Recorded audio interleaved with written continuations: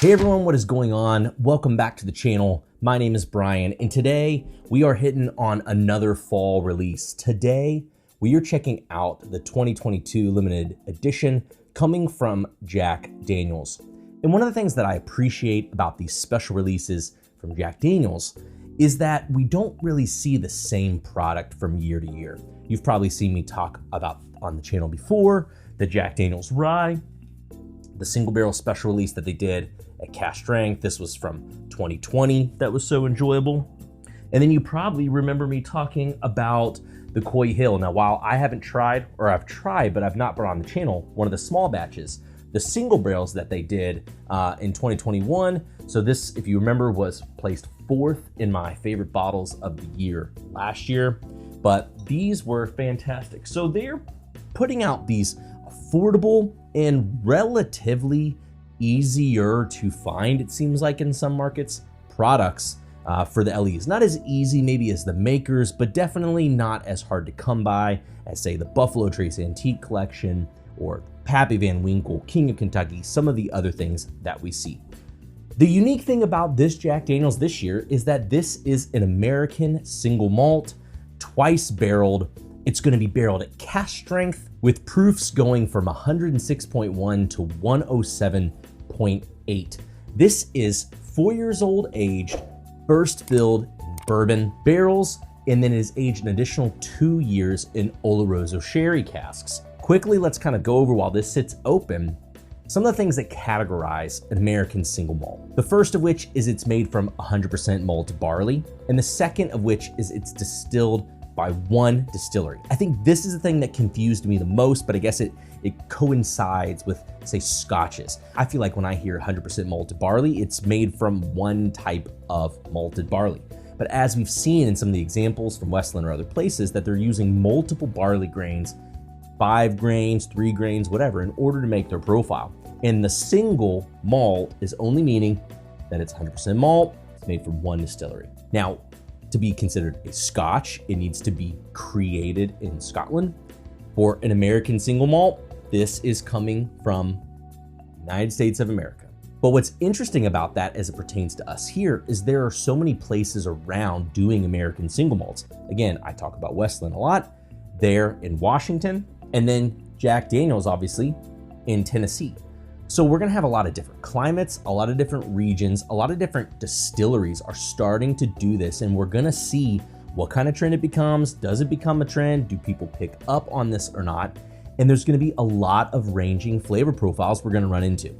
Now, this is where it changes a little bit from scotch, but is a little bit similar to bourbon in that regard. Can't be distilled any higher than 160 proof or 80% alcohol by volume, and then it's bottled at least at 80%. And I feel like this is an important thing kind of to bring up, kind of talk about, because there's so many different ways to do it. That's a little bit of a negative, is that there's so many things that you could do to alter the flavor, and we're gonna see that.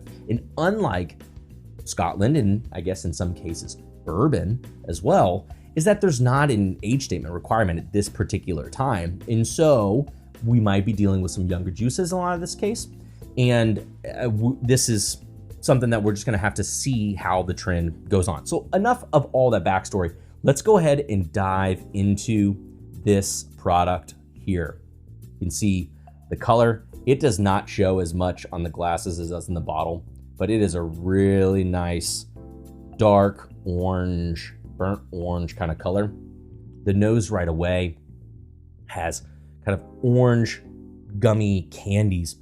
It has macerated grape notes, and that's an odd one to pull out. Someone's like, what are you even talking about? But it brings me back to the last time I was at Starlight at Huber's, and I was there for a work retreat, but we were able to walk around while they were showing us the process of how they create the wines. And one of those things was talking about carbonic maceration, and they had the grapes all out, and it was the natural mashing and fermentation taking place of this particular wine grape. And there's just something about that sweetness and that note that I'm pulling on the nose here.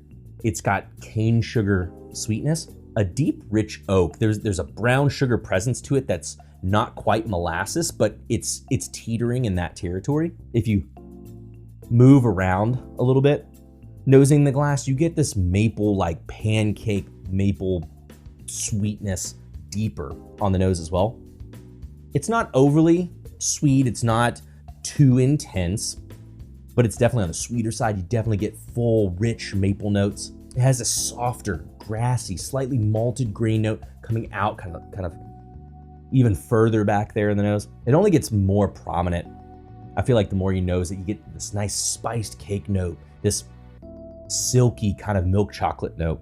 Let's go ahead and dive into our first taste here. This is definitely one you want to make sure your palate's awake for. Either have a pre-pour or coat this on the palate first before you really dive in to get some impressions and kind of come right back to it. The sample bottle that I was sent, again, transparency. Jack Daniel's did send this to me. No cost whatsoever. They do not know that I'm putting out this video content. It was not sent to them prior to me putting out the video. Just my honest opinion on this release that I'm excited to dive into. But the proof on this one's a little lower than what I said earlier, 105.7. But again, they're supposed to be a cask strength, so I am getting all that richness right away on the palate. Once my palate's kind of awake to the flavor, it is coating and rich everywhere, especially for the proof. At 105, this definitely has the mouthfeel in the 1-teens. And it's not because of excessive heat, like I've noticed in some other American single malt whiskey products before. There is a little blast of kind of cinnamon, a warming cinnamon towards the front of that, but it's not overly hot. It's not overly spiced. It's not overly grainy and youthful. It just has a nice richness, nice big blast of spice there before a myriad of rich coating fruit notes. Big plump juiciness from that sherry influence, vanilla cream puff. It's got a rich oak note there as well, kind of tucked underneath. But if you're familiar with, say, the Coy Hill or some other of the Jack Daniel's products, you'll probably know what I'm talking about. Lose the banana like you do in the bourbon products, but it still keeps this kind of hefty oak presence kind of underlying through there as well. Man, more raisin date notes stick on the nose as you start sipping through it. And it's soft, it's bouqueted, it's got a lot of really nice, sweet fragrance to the nose, especially after you've started to taste the product.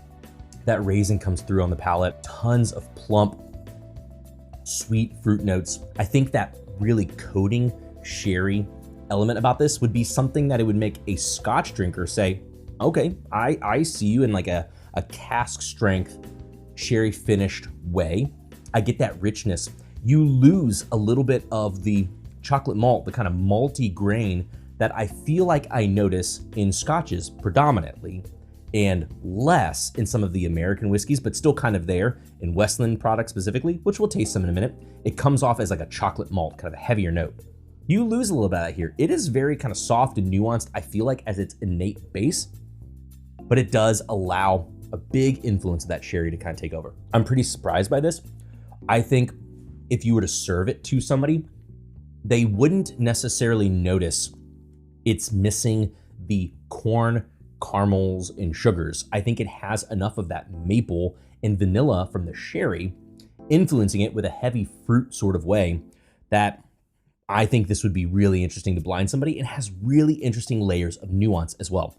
To compare a little bit, let's go ahead and pour some of this red wine finished Westland that I had sampled from Porkins. I have talked about a couple of these samples in a video before from Westland. Link it up here. You could check that out if you're interested. But I just want to compare it to another American Single Malt product on there. Now, this is a lot more intense on the palate. The proofs are likely a little bit higher.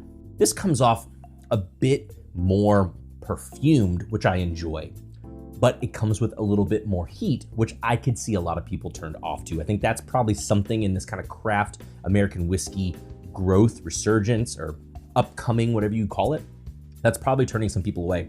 Chocolate malt notes, definitely some fruit notes there as well, but there's some youthfulness as there that comes off a little bit sharp, and I think that's probably turning some people off. But man, the influence here is definitely very sweet, very aromatic, and very nuanced as well. Let's quickly try one other barrel, 5410. And I do this one because this one, again, was, or like the Jack Daniel's, was first filled in ex-bourbon, a little bit different, not new charred American oak like Jack Daniel's, but ex-bourbon, and then it was finished in, I want to say Syrah for a little bit longer.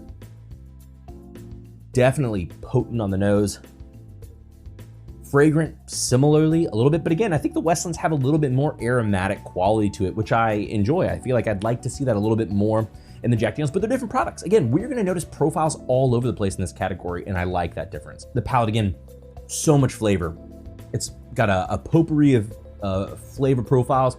It's a little bit floral. It definitely has some more heat, definitely has more baking spice. Dark fruits are there as well. But the sharpness is still there, like I mentioned in the other sample. I'm a big fan of Westland, but again, it's one of the only other craft American single malts I've been able to try. So I'm a little biased in that. I'd love to try other ones. Send me some recommendations down below. I'd love to know if there's other things I need to try. But trying those two samples gives me a little bit of understanding of some other products in the market. Let's go right back to the Jack Daniels and we'll sum everything up. Man, rich in coating and beautiful on the nose right away. It's so balanced. It actually, a ton more oak presence comes out after trying these other products, that a lot more maturity, a lot more fullness. There's not a lot of things I feel like I would critique about this. It's got a good spiciness to it, but a lot of rich coating mouthfeel and some nice nuance as well. If anything, I'd want it to be a little bit more fragrant, a little bit more perfumed. But again, with that sherry, I think that we're getting exactly what we should be in this product. Guys, I'm really excited to revisit this again with some more time, see how it opens up, to see if it brings out any more of that fragrant note that I talked about. But this is MSRP, $70. Jack Daniels, limited release, another home run, very unique product. I would love to have a bottle that I could put alongside these other ones for such an interesting, varied profile. I'm really curious to see how this can end up doing in some blinds, not necessarily with straight bourbons or anything like that, but I definitely think I'll be curious to see how this slides into tastings and what people's opinions of this particular product are, especially as we see what happens with this new American single malt category. This is a definite pickup for me. This is interesting because we're getting close to the end of the year, and I've been trying to go over the products and say, hey, what types of things are going to be on my bottles of the year at the end of the year? And this is another year a little bit similar to last, where maybe it's that I haven't tried an overabundance of products this year, but there haven't been a lot of things to release this year that have really wowed me. And I would say that this is definitely one that I did not expect, sort of like the Coy Hill last year. It's a product I did not expect, but it more than met any expectations that I had for it. Really enjoyable pour, and I'd love to hear what you all think about it if you get a chance to pick one up yourself. Thanks everybody for tuning in once again to another video. Leave me a message down below if you had a chance to try any of the Jack Daniels limited products, what your favorites have been. And if you get a chance to try this American single malt, I'd love to hear what your all's thoughts have been down in the comments below. If there's other content you want to hear me talk about, let me know again down in the comments below. I want to make sure that I'm continuing to bring content that you're interested in hearing me talk about. Thanks as always, everybody. Until next time, we'll see you all later.